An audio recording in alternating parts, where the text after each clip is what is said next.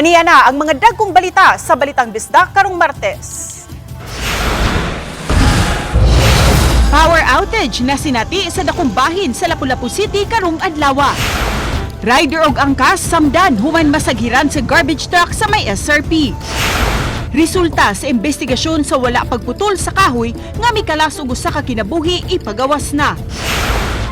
Og final testing and sealing sa mga ACM sa lain-laing lugar gihimo. Kini ang GMA Regional TV Balitang Bisda. Mayong hapon, ako si Cecil Kibod Castro.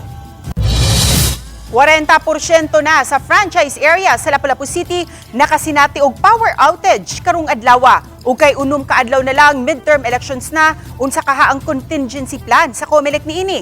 Ang dugang detalye sa live report ni Luan May Rondina. May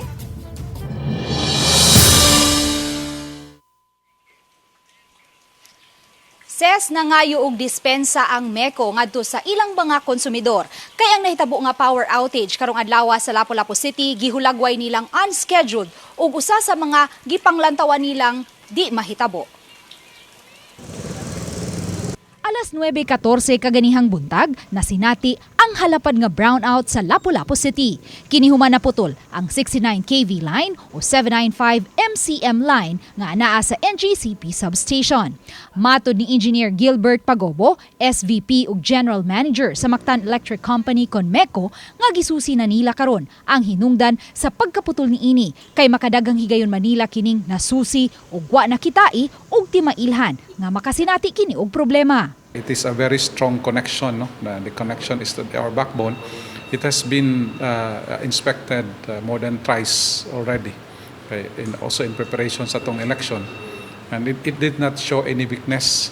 It did not show any weakness, but now we were just surprised na naputol siya.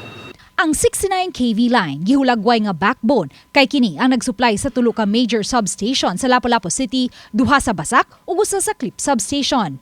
Busa lakip sa naapektuhan ang kapin sa 5 ka mga barangay. Gipasabot ni Engineer Pagobo nga delikado ug challenging ang pagtrabaho sa mong naputol nga linya kay high voltage lines kini. Apan gipaniguro gihapon sa MECO nga mapatuman gihapon ang tanang safety protocols ug di usab maapektuhan ang ubang mga linya. We are actually trying to find ways, medyo morning, medyo nadugay-dugay. Kay we will not be interrupting anymore any lines. And it's going to be a very challenging and dangerous job to do. Kay attempting to restore a upper line without interrupting the lower line. Sa statement nga gipagawa sa NGCP sa ilang social media page, ilang gitataw nga ang transmission facilities nga nagsupply og kuryente sa Mactan Electric Company nag-operate under normal conditions ug way gikatahong line outages. Ang nasinating power outage sa franchise area sa MECO resulta sa pag-trip off sa MECO-owned and maintained Lapu-Lapu Basak 69 kV line. Hinuon, alas 12:36 ganihang udto, hingpit nang naayo ang naputol nga linya. Samtang gitataw ni COMELEC 7 Regional Director Attorney Francisco Pobe nga bisan pa man kung makasinati og brownout atol sa pinili ay makalahutay man ang battery sa mga automated counting machines sulod sa 14 ka oras ug may extra battery usab ang matag ACM.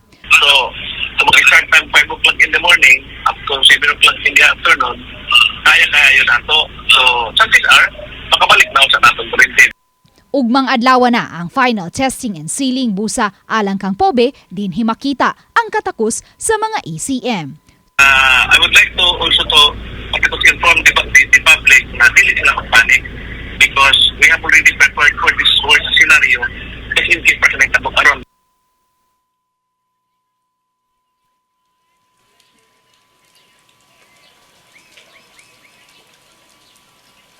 Ses matod ni Attorney Pobe human sa final testing and sealing ug mga adlaw, pasiguro nilang ma-fully charge gayud ang tanang mga battery sa matag ACM aron di maapektuhan ang eleksyon karong Mayo 12 kini bisan pa man kun makasinati og brownout. Ses, dagang salamat, Luan May Rondina.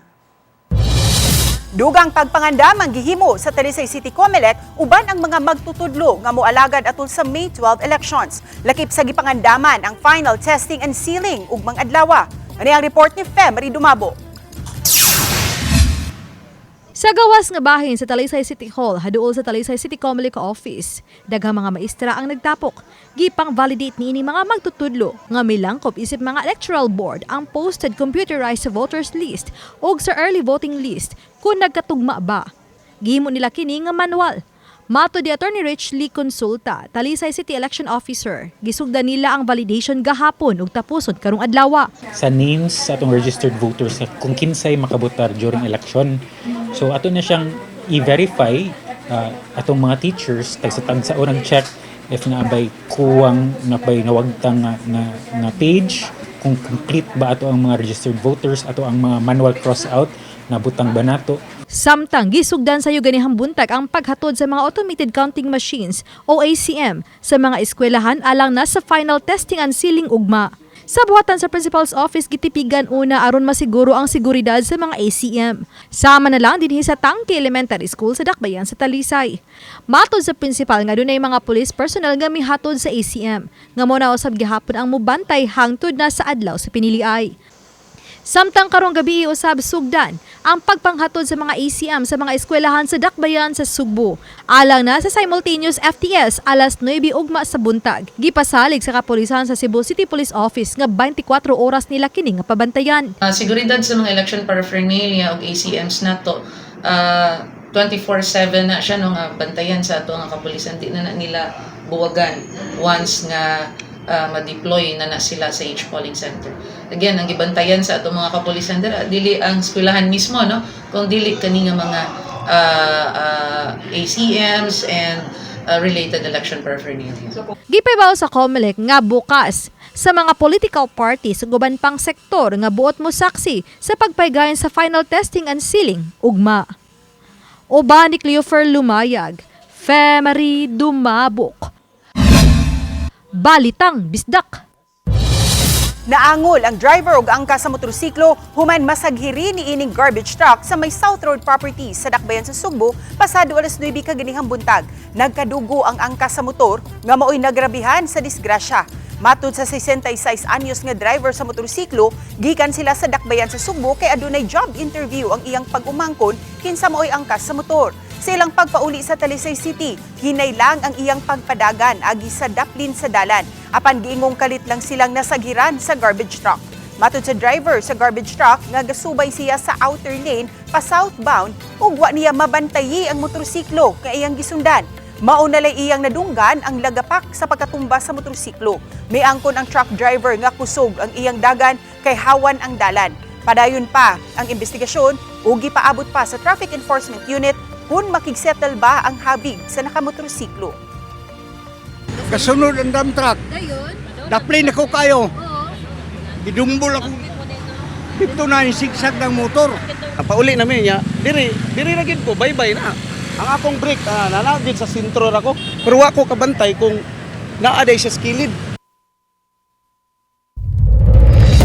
Kini ang GMA Regional TV Balitang Bisdak.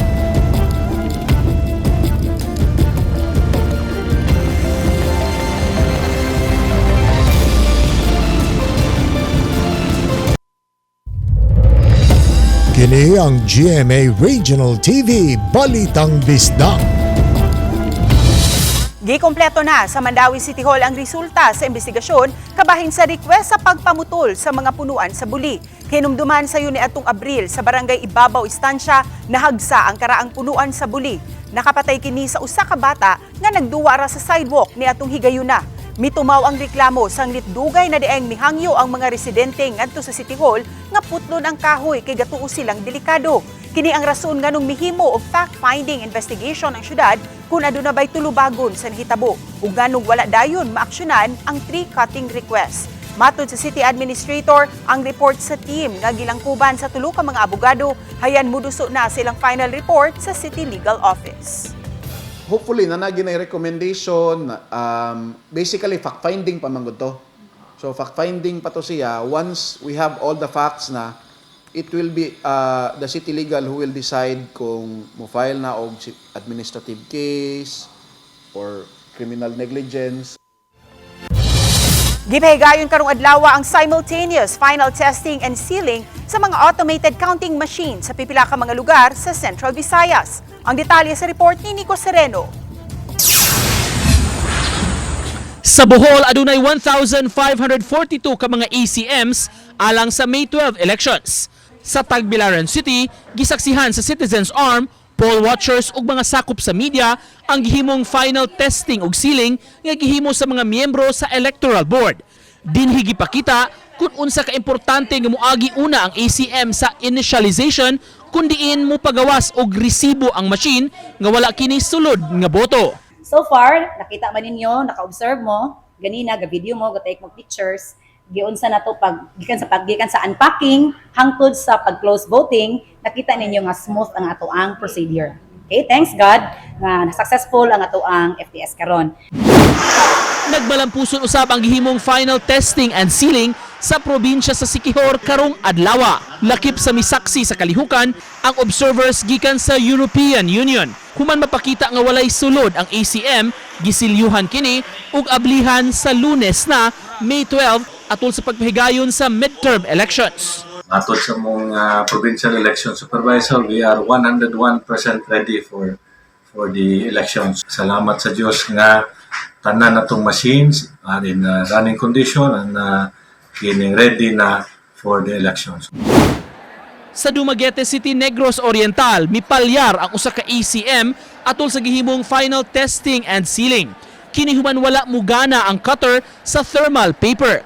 Human makakuha og pagtugot sa COMELEC Central Office, daling nailisan ang mipalyar nga ACM sa usa sa 16 ka mga contingency ACMs para sa Dumaguete City. May moabot sa 115 ka mga ACM sa Dumaguete City alang sa 115 ka clustered precincts sa Dakbayan. Sa kinatibuk-an, hapsay ang final testing and sealing sa mga ACMs.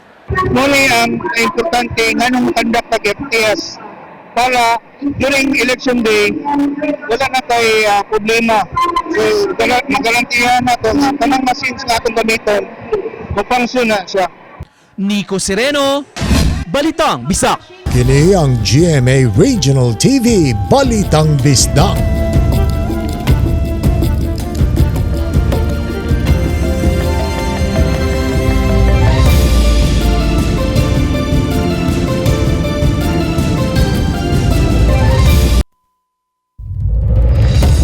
Kini ang GMA Regional TV Balitang Bisdak. Subay sa umaabot nga eleksyon, maghimo og resolusyon ang Mandawi City Police Office pinaagi sa City Joint Security Control Center. Human gipaubos sa yellow category ang Mandawi City. Hingpit ang pagpangandam sa mga otoridad sa ilang security plans. Matud hinuon sa Mandawi City Police, magpabilin ang gidaghanon sa mga pulis nga mohimo sa election duties. Di usab mapun-an ang ilang pwersa apan ilang ipa-maximize ang tanan nilang personnel. Adunay kapin 700 ka mga personnel ang Mandawi City Police. Mga automated counting machines alang sa Lapu-Lapu City, gianam-anam na pagpahimutang sa mga voting centers aron maandam na sa final testing and sealing ug mga-adlaw. Siluan Merundina sa report. Pasado alas 11 kaganihang buntag, naabot ang container van nga mo'y nagda sa 17 ka mga automated counting machines alang sa Mactan Elementary School nga mo'y usa sa mga voting centers unya sa eleksyon karong Mayo 12. Gidawat kini sa Department of Education Supervisor Official o gipahimutang sa usa ka classroom nga mo'y magsilbing storage area. Kay nag-uwan ganihang buntag, pipila sa mga ballot boxes, gipangtrapuhan una kay nangabasa. Subling giorient ni COMELEC Lapu-Lapu City Election Assistant 2, Benji Dayondon, ang mga sakop sa Electoral Board kung unsaon kini pag-set up. Sama na lang kung asa dapit ibutang ang ballot slider na wa malakip sa nauna nilang briefing. Basta yung may bungtong praasa. Oh. Batong ito. Sao ni pag-set up? Oo, ang uban kay at least nasa idea. Samtang gipaniguro usab ni Glenny Laping, usa sa mga deso sa naasoing voting center nga secured ang storage area hangtod na sa adlaw sa piniliay. Naman tay padlakan atay mga pulis nga mo secure sa area. Mamanay gi-provide sa to sa COMELEC. Gawa sa Mactan Elementary School, gipang-apod-apod na usab karong adlaw ang mga ACM sa tanang mga voting center sa mainland Lapu-Lapu ug Ulanggo Island. Samtang ugma sa sayo sa buntag, i-deliver usab ang alang sa mga isla sa Kaubian, Kauhagan ug Pangan-an. Ang Lapu-Lapu City adunay 302 ka mga clustered precincts. Uban ni Marlon Melgazo, Luan Merondina, Balitang Bisdak. Kini ang GMA Regional TV Balitang Bisdak.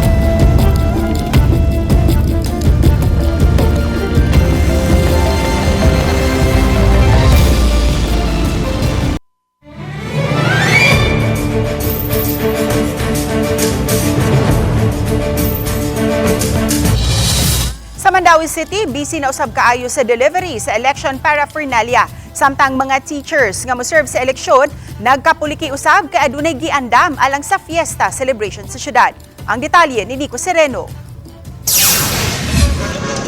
Hugot ang seguridad sa Kabangkalan 1 Elementary School sa delivery kaganiha.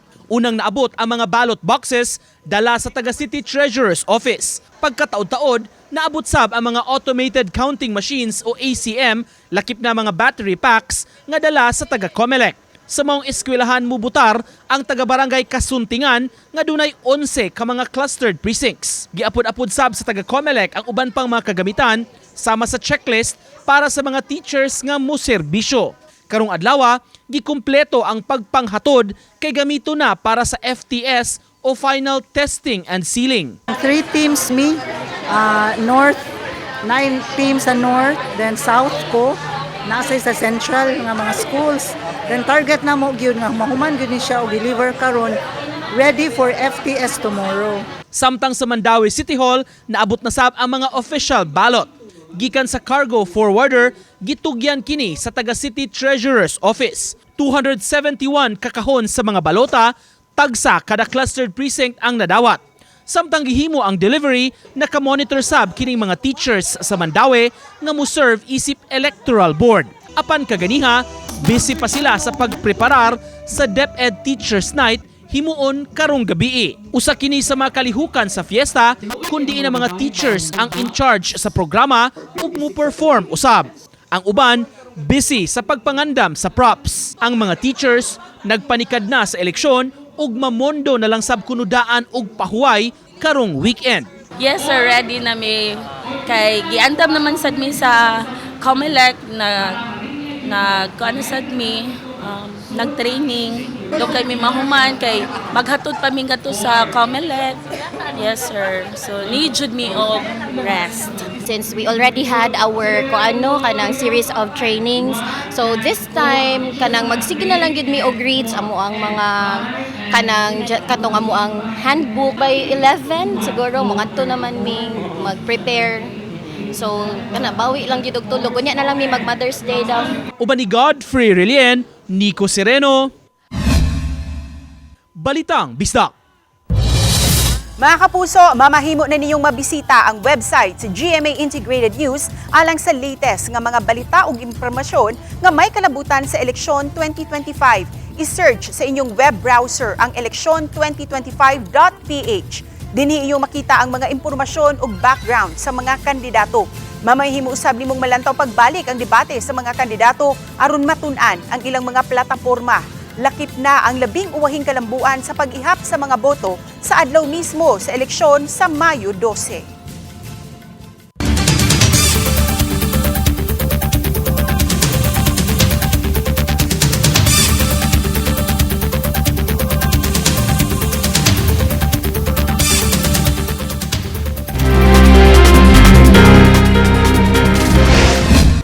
Aduna nay dugang healthcare facility sa Cebu City nga daling madangpan kini ang Super Family Health Center nga gitukod sa Department of Health nga gigahinan og 9.9 million pesos nga nahimutang sa Barangay Labangon. Sama sa tambalanan ng ilang serbisyo adunay ward, labor room, laboratory guban pa. Gituyan na sa DOH ang proyekto ngadto sa lokal nga kagamhanan sa Dakbayan sa Subo. Ang LGU na ang muhatag og mga medical personnel ug sa mga kahimanan nga gamiton. Kanay mga services like X-ray, ultrasound, laboratory, pharmacy, which wala na siya available sa ubang health center. Kay summer break naman usunaw sa bang Operation Tuli. Wabo sa 63 ka mga bata gikan sa Barangay Dumlog sa Dakbayan sa Talisay ang natuli na sa niaging simana atol sa unang adlaw sa pagpatuman sa mga programa sa Dakbayan sa Talisay. Tumong sa Talisay City LGU nga matabangan ang mga gidikanan kay dili naman mubayad sa pagpatuli sa ilang mga anak. Ang mga programa ang hangtod pa sa katapusan ning bulan sa Mayo. Mapatusab sa 852 ka mga bata sa Talisay City ang nakapahimo sa libreng training and workshop sa nagkadiyang sports o mga performing arts. Niadtong Biyernes, 176 ka mga bata ang nipakita sa ilang mas napa-enhance nga talento sa sayaw o paggitara atol sa ilang recitals. Miabot usab sa 676 ka mga bata ang nakapahimo sa nagkadiyang sports sama sa taekwondo, karatido. Miabot usab sa 676 ka mga bata ang nakapahimo sa nagkadiyang sports sama sa taekwondo, karatido, arnis, basketball, sipak takraw, badminton ug uban pa.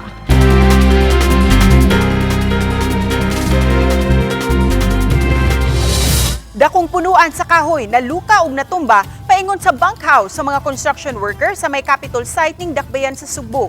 Matud sa mga mulupyo sa lugar nga natumba ang maong kahoy pasado alas 6 kaganihang buntag. Ug maayon na lang nga wala nay mga construction worker sud sa maong bunkhouse dihang natumba ang kahoy. Duda ang barangay ug Cebu City Disaster Team nga tungod sa kanunay nga nasinati nga pag-uwan-uwan sukad niadto pang Biyernes maoy hinungdan sa pagkatumba sa maong kahoy. Daling miresponde ang disaster team ug gikordon ang lugar alang sa pagputol sa natumbang kahoy. Poll watching sa mga Sisimpel volunteers karong pinili ay maminusan ngadto sa 50%. Niadtong Domingo sa hapon gipaubos na sa final briefing ang mga parish lay coordinators sa District 1 ug giapuran sa mga election materials. Ugma Mayo 7 atol sa final testing and sealing sa mga ECM, lakip ang Sisimpel volunteers sa mga musaksi. Gipasabot ni Gloria Quico, District 1 Metro Cebu North Coordinator, nga ang mga poll watchers nila karong tuiga dili lang mo focus sa usa ka presinto. Gawa sa poll watching, mandato usab nila ang pag-set up og voters assistance desk. Hinuon matud ni Quico, himuon nilang basihan ang kasinatian karong tuiga sa pagpangandam usab unya nila sa presidential elections sa tuig 2028. Kay first, we are banking on the assurance that the new ACM will make the transmission simultaneous to all our servers. We have a server of PPCRB in Manila. So, mao na siya nga. And then there are also watchers from the political parties. So, daghan bitaw kaayo. Kami ang GMA Regional TV Balitang Bisdak. Kinatibok ang puwersa alang sa mas dakong misyon ug mas halapad nga pag-alagad sa nasod. Maayong hapon mga kapuso.